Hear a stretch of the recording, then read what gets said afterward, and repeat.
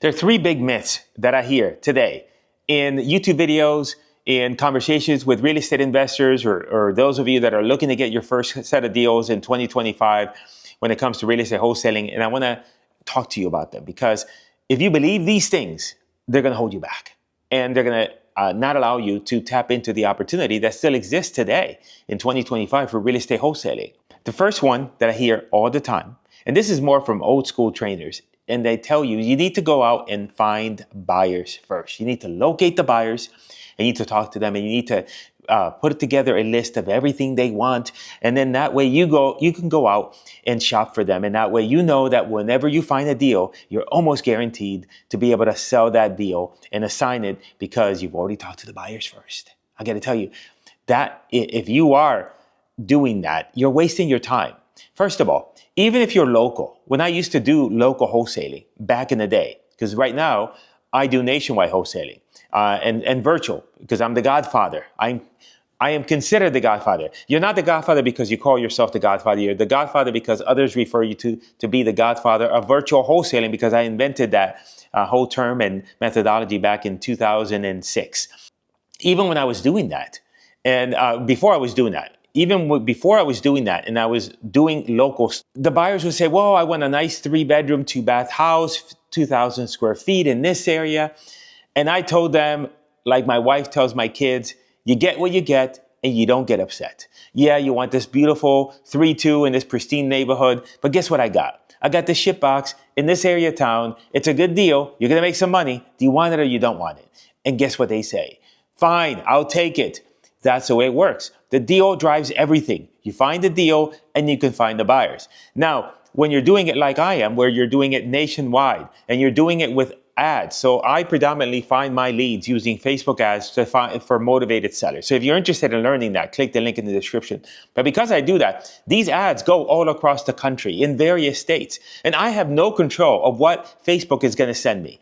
And I will look at these leads and I will analyze the deal using Zillow. And I will quickly determine if that's a deal or not a deal. And then I will then put that property in the contract. I have software that I use in order to pinpoint exactly the buyers in that area. And I call them up and I say, here's what I got. I do not call the buyers first. It doesn't matter. They get what they get and they don't get upset. If it's a deal, you will find a buyer. But to go out and talk to buyers ahead of time before you even talk to a seller, it's real estate. I was going to call it master, you know what, but I might get flagged. So we're not going to call it that. It's just a waste of time. Don't do that. Reverse wholesaling is completely overrated. Do not even consider it. Lead generation is the thing you should be focused on. The next myth is that before you do any sort of paid advertising, you need to make cold calls. You need to get on the phone and pound it because you're not that great on the phone. And so because of that, then you don't want to waste any money. Now, the people that say that say, why? Because you're going to spend $500 a lead. You're going to spend $1,000 a lead. And they're telling you all these things mainly because they don't know how to generate leads like I do, for example, online. And so now you're pounding the pavement. You're calling these sellers cold. And it's agony. Number one is that they're combative. They don't want to talk to you. You're the annoying pest, not the welcome guest. And day after day, you're doing that. And little by little, it eats away at your soul. Little by little, your desire for real estate starts to decrease because now you're thinking, I wanted to do real estate. I didn't want to be a telemarketer. That's the problem with that. Now, you do not want to go out and spend $300 a lead because you're going to end up wasting money because you're not that great. But what if you could get leads for $5 or $7? That's my recommendation, and that's what we do. So we recommend our clients to go nationwide. If you have never done a deal before, you're wet behind the ears, you talk like you got a sock in your mouth, you got to fix all that. But you got to fix all that with repetitions. You got to get on the phone with these sellers and talk to them. And so what's the best way to do that? You do that with cheap leads. You do that with leads that are $5, $7. If the seller tells you to go to hell, if the seller thinks that you're an nincompoop, if the seller, it doesn't really matter. Guess what? Another one will come. And then you'll just call that person. And little by little, over the course of 30 days, you'll talk to a crap load of leads and you'll get better. Now, obviously, have a script, practice, make an effort to sound good. All right. So every day you're improving, But that's how you improve. But instead of, spending 3 or 4 hours on the phone to get a couple of handful of leads that you can talk to that are not really interested in talking to you, so they're going to scream at you. They're not going to really talk to you. They're going to scream at you.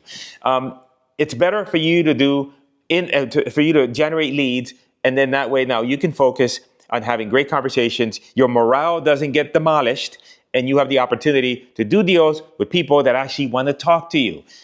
The best way to do that, I think, Facebook ads for motivated sellers. Run it nationwide, run it for 30 days, talk to a ton of people, and get that sock out of your mouth. The final myth that I hear all the time is that start local first before you go and try to do virtual. Here's the thing. It doesn't make any sense. When I started virtual wholesaling back in 2005 and 6, people were not doing anything virtual. It was difficult to get someone. There weren't even any digital signatures. It was like alien to people. Like we had to take and put together a contract with a paper and print it and send it to them via USPS. And then there's a return envelope and none of the stuff that we have today exists. But nowadays, it's commonplace for you to call your phone company and you're talking to someone in the Philippines and you think nothing of it. You're talking to somebody in India. You think nothing of it. Why? Because that's what we're used to. People are used to doing things virtually. So virtual is easy from a couple of different standpoints. Number one, it's easier because everybody's used to it now. So there's no resistance to doing deals virtually. Number two is that instead of you being locked into your local market where it might be tough to do deals, where everybody's pulling the same list and doing cold calling, you expand your horizon. So then now you're able to get leads from all across the country. And now there's tools available to be able to help you analyze them, which we only use Zillow, really. So that's free. And then there's other tools available, which you can find the links in my description, where you can go in and within 30 seconds, go into an area that you know nothing about. And you can quickly see who's buying, who are the buyers. Are they investor buyers? Are they flippers? Are they landlord buyers? You can see everything about them. You can actually get the phone numbers and you can call them up as soon as you have a contract and say, hey, I got this deal. And you can see what they paid for these deals, including what the LTV is, meaning that if the property is worth $100,000, you can see that, generally buyers are paying 70% of whatever the value is. So you got to be underneath there. And it's just, you're going to have more opportunities. And you just got to get over the hump. The biggest hump is thinking, how am I going to estimate repairs? I have never estimated repairs in my life. You just ballpark it. That's it. Trust me. All right. You're never going to be able to estimate repairs. So get that out of your mind. Then the second thing is, how do I know what the property is worth? You guesstimate. And then you do the best you can to put the property on the contract for a good price. And then when you talk to the buyers and they tell you, I think you got rocks in your head because that's not a deal, then now you know it's not a deal. And guess what? You make adjustments. You say, how much would you pay? And then the buyer says, I'll pay X. You go to the seller and you say, hey, my partner said he can't pay that much. Can you do this? And they say, yes. And look, now you've got a deal. So those are the myths. I wanted to just say that. I'm on a lot of caffeine, but keep in mind is that if you want to learn more, you can either click the link in the description or watch this video here that discusses our strategy for getting a ton of motivated sellers using Facebook ads. And now you can get out of the cold calling penitentiary.